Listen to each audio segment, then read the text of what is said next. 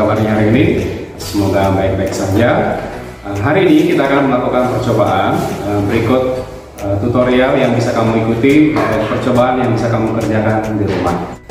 Baik, judul percobaan kita hari ini adalah osmosis. Tujuan percobaan kita untuk membuktikan peristiwa osmosis yang terjadi melalui membran sel. Dalam hal ini kita akan menggunakan sel tumbuhan dalam bentuk umbi, yaitu wortel. Nah, bahan-bahan yang diperlukan untuk percobaan kita hari ini adalah ada umbi atau wortel. Kamu juga bisa menggunakan kentang jika tidak ada wortel. Kemudian kita membutuhkan gula pasir, kemudian pewarna makanan. Di sini ada dua jenis warna, hijau dan merah. Kalau kamu tidak punya dua warna, boleh salah satunya saja. Kemudian kita membutuhkan air. Alat-alat yang kita perlukan yaitu yang pertama ada cutter untuk mengupas bahannya, wortel atau kentangnya. Kemudian kita butuh telenan. Kemudian kita butuh gelas atau wadah atau stopless. Jika kamu punya stopless di rumah, kamu juga bisa menggunakan stopless. Kemudian batang pengaduk. Kemudian alat untuk melubangi wortelnya. Oke, baik, kita melakukan percobaannya sangat sederhana. Langkah-langkah percobaannya adalah yang pertama, setelah kamu menyiapkan alat dan bahannya, kita mengupas wortelnya, atau kamu punya kentang juga boleh. Kita akan membuat wortel ini menjadi sebuah tabung, ya. Jadi kita kupas dulu. Dan hati-hati dalam menggunakan cutter atau pisau, ya, supaya kita terhindar dari kecelakaan.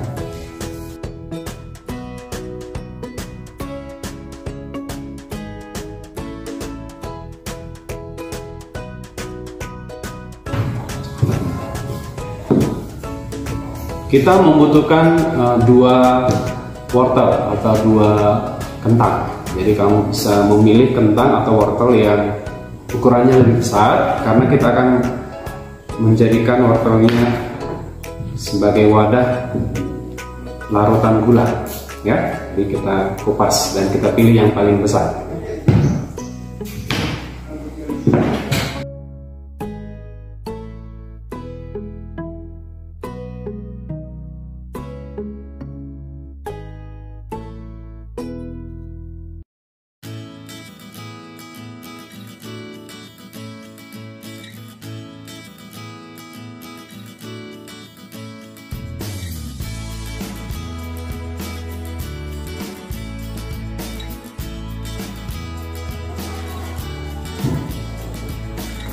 Nah, setelah kita kupas seperti ini, kita bisa membuat lubang. Kita akan membuat lubang di sini supaya dia berbentuk tabung sebagai tempat cairan, ya. Kamu bisa menggunakan alat-alat yang tersedia di rumah kamu, misalnya sendok atau yang lain.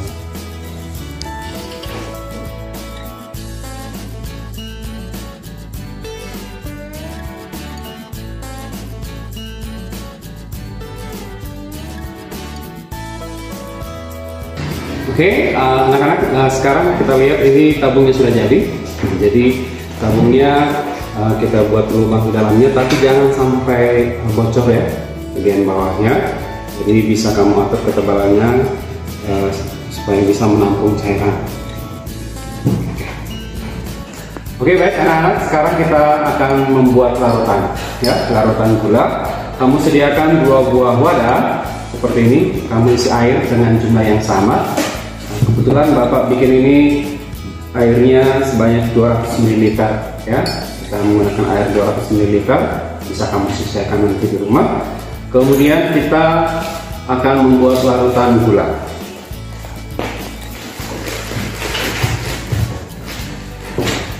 Untuk takarannya, kamu bisa menggunakan sendok di rumah, sendok makan. Yang pasti satu larutan bersifat hipertonis dibandingkan larutan yang lain. Artinya konsentrasi larutan gulanya lebih tinggi dibandingkan dengan larutan satu lain.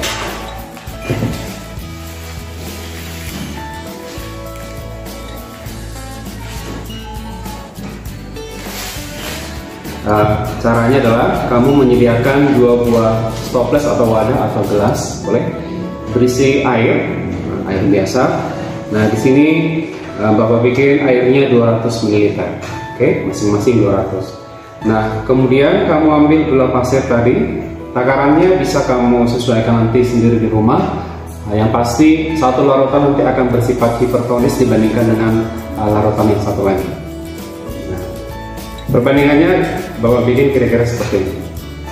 Kita tuang gulanya dan sebelah sini juga kita tuang gulanya. Kemudian kita aduk sampai gulanya betul-betul larut.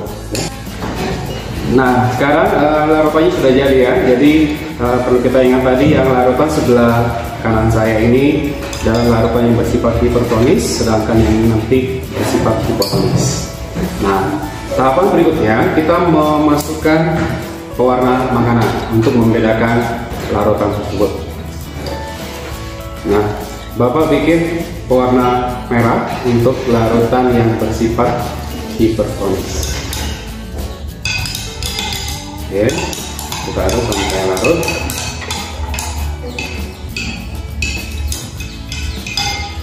Kemudian larutan yang satu lagi Bapak buat yang pewarna makanan warna hijau.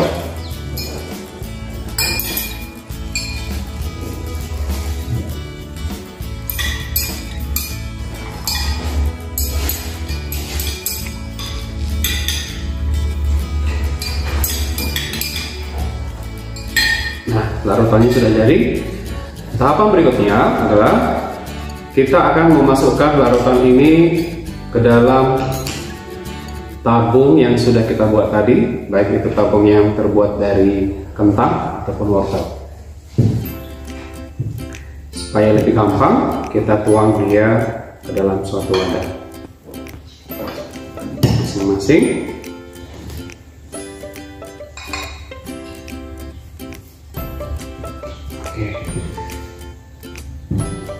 Satu tabung kita isi dengan larutan yang hipertonis.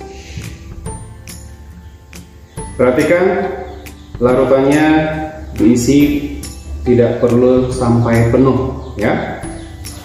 Kemudian satu lagi kita isi dengan larutan yang hipotonis. Dan jangan tumpah, hati-hati dalam menuangnya. Oke, baik. Nah, kemudian sebelum kita masukkan ke dalam wadahnya, maka ini bisa kita ukur terlebih dahulu. Caranya, kamu bisa menyediakan lidi atau batang tumbuhan tertentu, kemudian kita masukkan ke dalam sampai ke menyentuh dasar. Kemudian kamu tarik dan kamu ukur berapa ketinggian larutan tersebut. Ya, bisa disesuaikan dengan penggaris. Nah, di sini kebetulan dia 4 cm. Kemudian tinggi larutan tersebut itu kamu catat sebagai data awal. Kemudian hal yang sama juga bisa kita lakukan kepada tabung yang satu lagi. Kita masukkan sampai ke dasar, kemudian kamu angkat. Nah, batas yang basah tadi kamu perhatikan dan kamu cocokkan. Di sini dia kira-kira 3 cm, dan jangan lupa untuk mencatatnya juga. Kita akan memasukkan tabung yang sudah berisi larutan tadi ke dalam wadah atau ke dalam toples. Nah, caranya adalah untuk wortel yang berisi larutan yang hipertonis, kita akan masukkan ke dalam larutan yang hipotonis. Kita masukkan ke dalam